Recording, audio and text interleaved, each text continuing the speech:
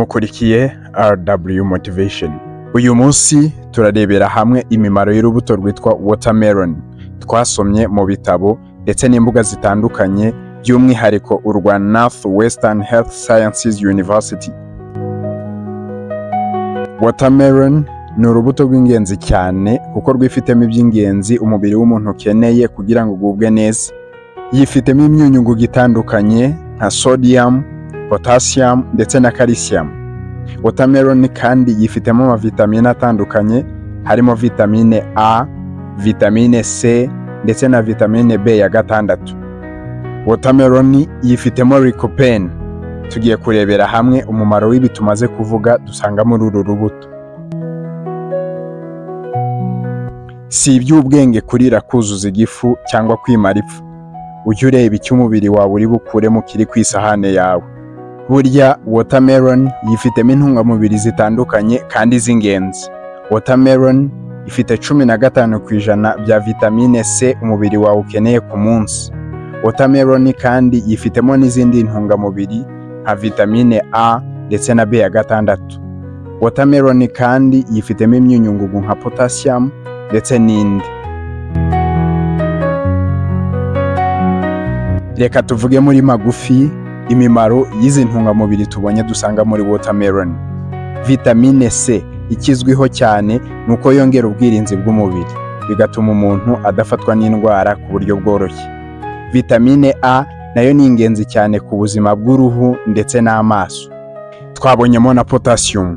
Iyi potassium ifasha mu kugabanya umuvuduko ukabije w'amaraso kandi igafasha mu gukora neza kw'imitsi. Iyi vitamine B ya gatandatu yo ifasha umubiri mu gucagagura amaproteine tuba twariye mu byo kurya, ikongera nayo ubwirinzi bw'umubiri kandi igatuma imitsi ikora neza. Haruguru twigeze kuvuga ku watermelon yifitemo lycopene. Iyi lycopene iboneka muri watermelon, hari n'izindi mbuto ibonekamo ndetse n'imboga. Ni nayo iha watermelon ibara ifite ritukura. Gusa si iryo bara gusa kuko iyi lycopene ari n'ingenzi cyane ku buzima bwacu. Uwitwa Christine Mayer-Jacques yavuze ko byagaragaye ko ishobora kugabanya ibyago byo kurwara kanseri, indwara z'umutima ndetse n'indwara z'amaso zishingiye ku busaza, age-related eye disorder. Lycopene irinda kwangirika kw'ingirabuzima fatizo cyangwa se cells, ishobora no kugabanya umuvuduko w'ikirenga w'amaraso igihe ukunze gukoresha ibyo kurya bikize kuri yo. Watermelon kandi irinda umwuma kuko hejuru ya 90% watermelon igizwe n'amazi. Akaba ariyo mpamvu ari ingenzi gukoresha watermelon nk'igihe wasohoye ibyuya, by'umwihariko igihe wakoraga siporo cyangwa mu gihe cy'impeshyi aho umubiri uba ukeneye amazi menshi. Hari ikindi, watermelon ifasha mu igogora. Watermelon yifitemo amazi menshi ndetse yifitemo na fibers nubwo atari nyinshi, ibyo byombi bikaba bifasha mu gutuma igogora rigenda neza. Watermelon ifasha mu kuringaniza ibiro.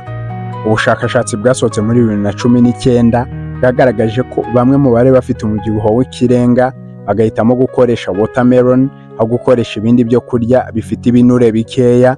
Byagaragaye ko umubyibuho n'ibiro bari bafite byagabanutse ugereranije na mbere batarakoresha watermelon. Watermelon ituma umutima ukora neza. Ubushakashatsi bwagaragaje ko gukunda gukoresha ibyo kurya byifitemo lycopene bigabanya ibyago byo kurwara indwara z'umutima ndetse no kuba wagira stroke. Ubushakashatsi bwasohotse mu mwaka wa 2012 mu kinyamakuru American Journal of Hypertension bwagaragaje isano iri hagati yo gukoresha imbuto ndetse n'indwara z'umutima. Bwerekana ko gukunda kurya watermelon igihe kinini birinda bikanagabanya umuvuduko ukabije w'amaraso. Abanditsi bagaragaje ko L-citrulline ndetse na L-organine, izo ni antioxidant ziba muri watermelon, zifasha imitsi itwara amaraso gukora neza.